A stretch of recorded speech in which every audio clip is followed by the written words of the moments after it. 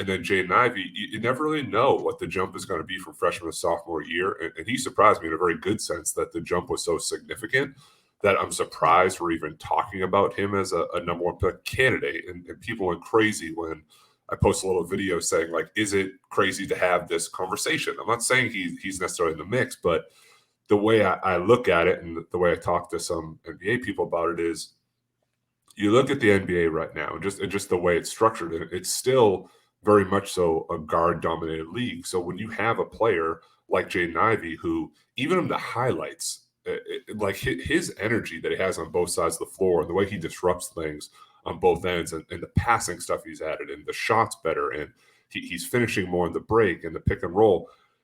He's done everything I've kind of wanted him to make as a leap, but I thought it would leap kind of like to the 10th pick. But I think we'd be doing him a disservice if he's not at least in the talks when you're talking the top four and potentially 3, 2, 1, depending on which guy or which team, would have that pick.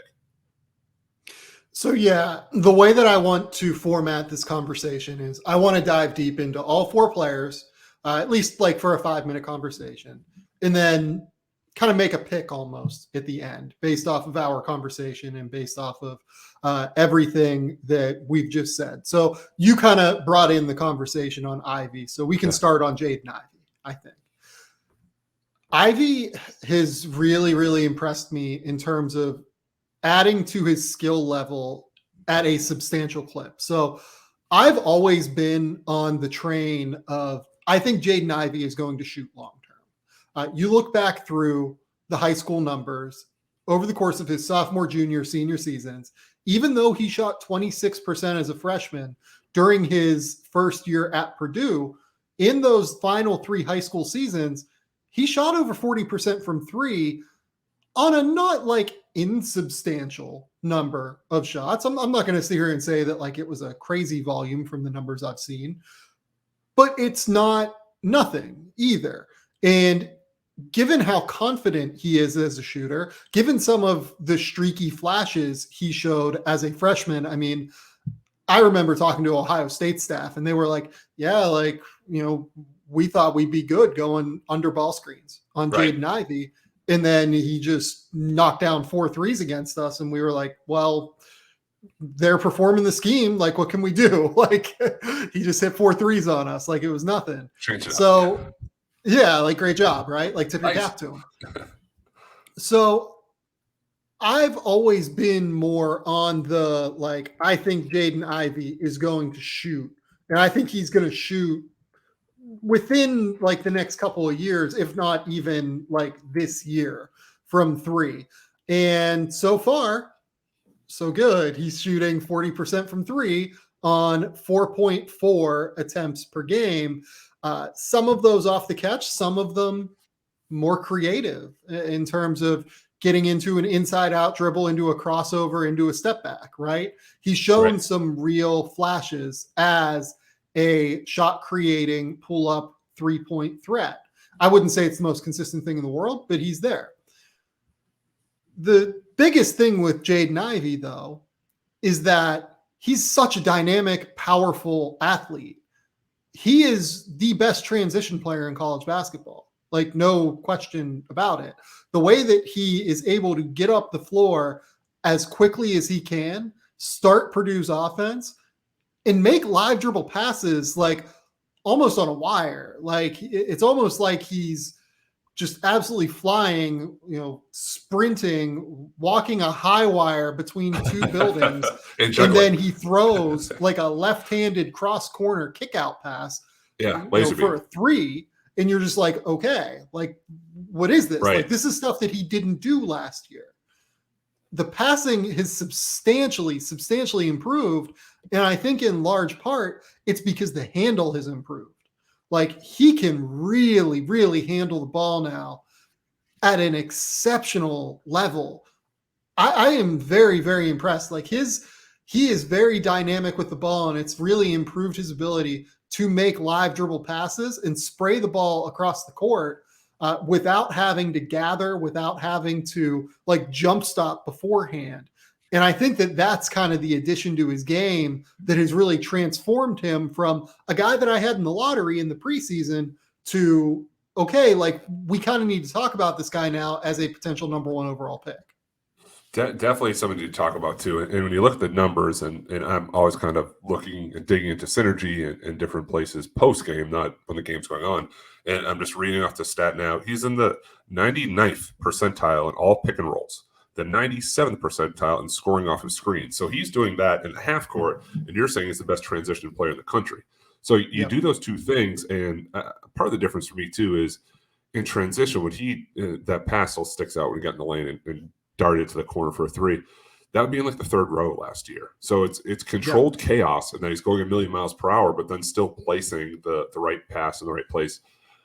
What also intrigues me is I don't think he's a point guard, and we talked about it a little bit last pod here. I think he can play some point. I think he can play off the ball, but I also see that as a benefit in that if you have your secondary guy, your secondary creator, ball handler, to have those type of creation type skills that he has, in addition to the scoring package, in addition to, I don't know what the secret sauce is right now at Purdue, but all those guys are buying in.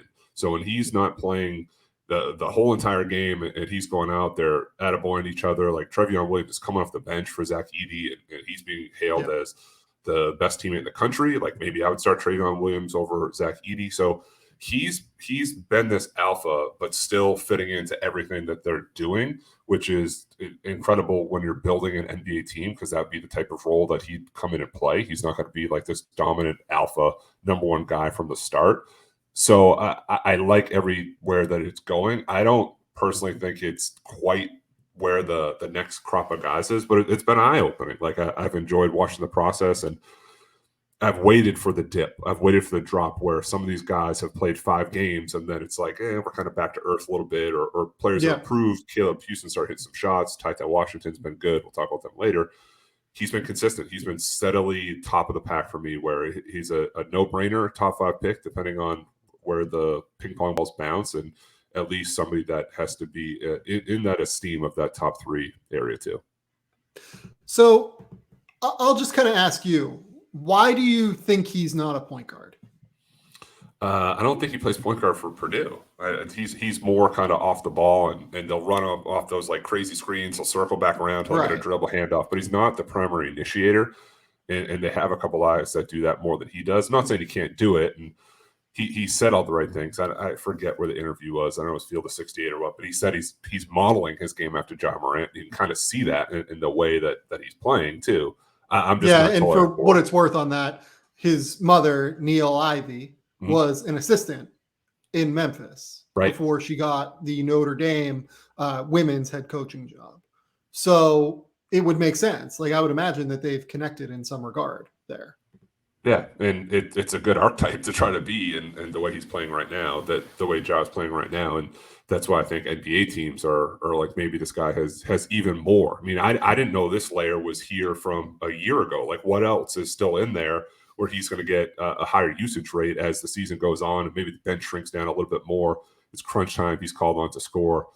But he's done it all in the half court. He's done it in the open court. He has explosion still at the rim. He's really good body control. I like that he's a two-way player. He buys in on defense. He buys in away from the ball. He has that like free safety kind of mentality where he's jumping a pass away and trying to push the tempo too. So there's a lot to like about him. So I do think he's a point guard. I will just say that. Like I think he has shown enough to me at this point to play the point at the NBA level. I'm still like, a little bit skeptical. Like I think it's going to take time for him to really, truly learn all of the half court reads out of ball screens. Like we're seeing that a little bit before Jalen Suggs got hurt. Like we were seeing that before with Jalen Suggs. I think Ivey has a much more technically impressive handle right now, which is where Suggs is struggling a little bit. I think that he's been a little bit too casual with the ball at times. But I also think that Ivey also is going to take a little bit of time to learn all of the reads he needs in the NBA in order to be an elite level guard. I'll be honest though, I'm real close to having him in the top 3. Ooh, I like it. I'm very close. Yeah, like I'm not saying that he's like, I think that he is, he's the real deal. I think He's like definitely the real deal. I'm I'm 1,000% yeah, co-signing that. The other guys that he's with are just different structurally. They're different players, so it's not even head to head. It's like what's your preference? Do you want to have a banana? Do you want to yeah. have an apple? They're not all the same. Okay, so let's go to the next guy.